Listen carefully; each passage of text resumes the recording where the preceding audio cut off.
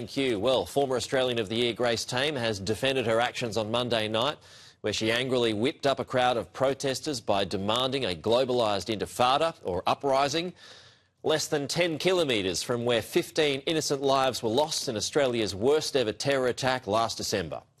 In a lengthy statement, she criticised Israel, made no mention of October 7 and called protesters peaceful, even though they breached lines and one of them allegedly bit the finger of a police officer.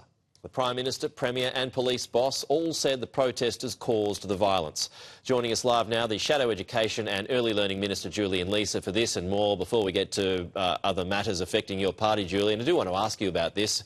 I mean, how do you feel about Grace Tame? And we're talking about Grace Tame because she is high profile and the defence that she's putting up. Well, I think we need to remember what globalised the intifada means, Pete. It means calling for the violent murder of Jews. What globalised the intifada actually looks like is exactly what happened at Bondi, where people were observing a religious festival and were murdered in cold blood in broad daylight on our streets. That's what globalised the intifada means. No Australian should be allowed to call for the murder of their fellow Australians. No Australian should be allowed to call for violent uprising against their fellow Australians on the streets, because that's what globalised the intifada is all about. But do you have a view on her involvement at all as a former Australian of the Year and given her high profile? Well, I don't care whether you're a high-profile Australian or you're just an ordinary Australian. No one should be calling for the violent murder of Jews on our streets. They shouldn't have been calling it after October 7, and they certainly shouldn't be calling for it after Bondi. I mean, 15 people are dead because there's an ideology in this country that says it's okay to go around murdering Jews. Well, it's not okay. It's not okay to call for the murder of your fellow Australians. It's not okay to call for the murder of people who are peacefully observing a religious ceremony. I'm sick and tired of this, and I think she and others should face the full force of the law. And what should that be? Well, in Queensland, they have criminalised the phrase globalised the intifada, and in New South Wales, the opposition leader Kelly Sloan has said that under existing laws in New South Wales, that people using the phrase globalised the intifada, which is a violent, murderous phrase, could be called in and charged. I think the police and the authorities in New South Wales should examine that course of action. What about the Australian of the Year title? Should she be stripped of that? It's so minor in the scheme of things, Pete. I'm really concerned that Australians stop calling for the murder of their fellow citizens.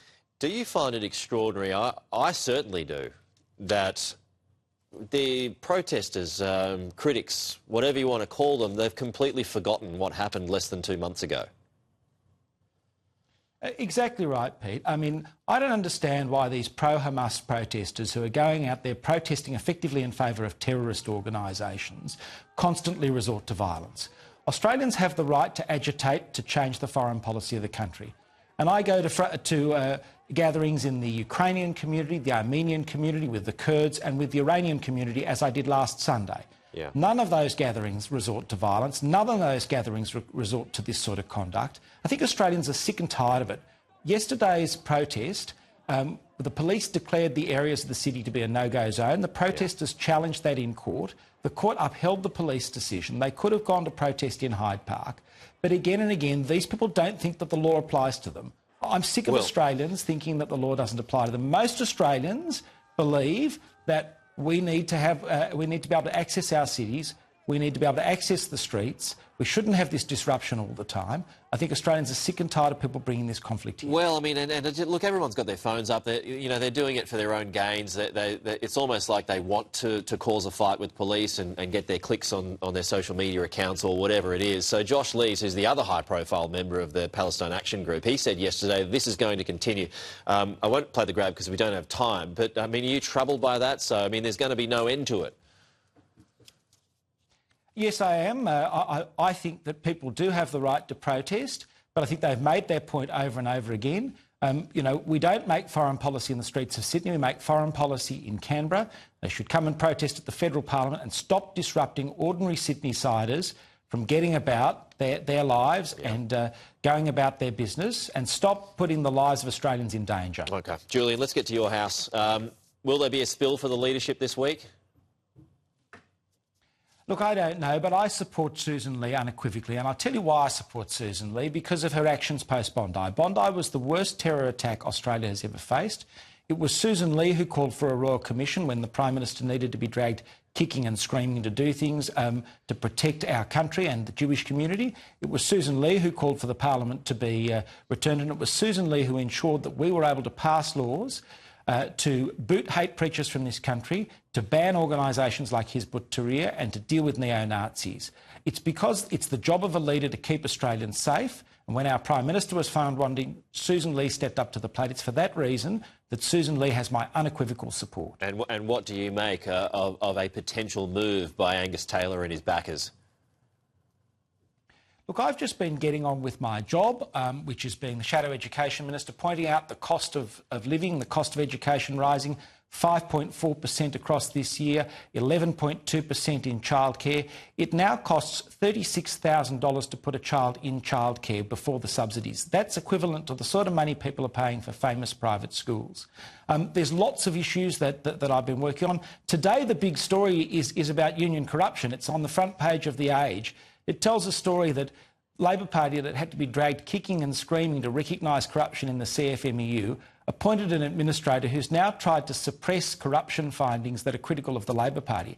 And this is a $15 billion industry. No wonder the cost of housing is going up in this country. No wonder people can't afford homes. These are the issues that I'm focused on, Pete. Well, I mean, there's just the factor of the spill, though, that everybody's talking about. I mean, just a few quick ones before we Pete, go. No one is talking about it outside this building. Pete, no one is talking about it outside this building. When I go around the electorate, people are talking to me about the cost of living and about Bondi. They are not interested in what's happening in the building, and they're the people who send me here. They're the people I'm accountable to. If there is a spill, would you be demanding some sort of petition? Well, Pete, I've made my position clear. I support Susan Lee unequivocally because of her actions in Bondi, and I'm focused on my duty as the Shadow Minister for Education and as the Shadow Minister for the Arts and as the member for Barara to ensure that we hold this government to account. There's one person who deserves to lose their job in this federal parliament, and that's the Prime Minister, who's run the economy into the sand and who's failed to keep Australians safe. So, final one here, Julian. Are you expecting mass resignations today at all? Well, I'm going to keep doing my job, Pete. That's what I can tell you. I'm going to keep taking the fight to the government on rising education costs, on the failure to deal with anti-Semitism in the arts, as we saw with the Senate estimates last night. And I'm going to keep standing up for the people of Barara who send me here to be their representative in the federal parliament. I'll leave you alone now. Julian Leeser, appreciate your time. Thanks as always. We'll talk to you again soon. We're going to take a break.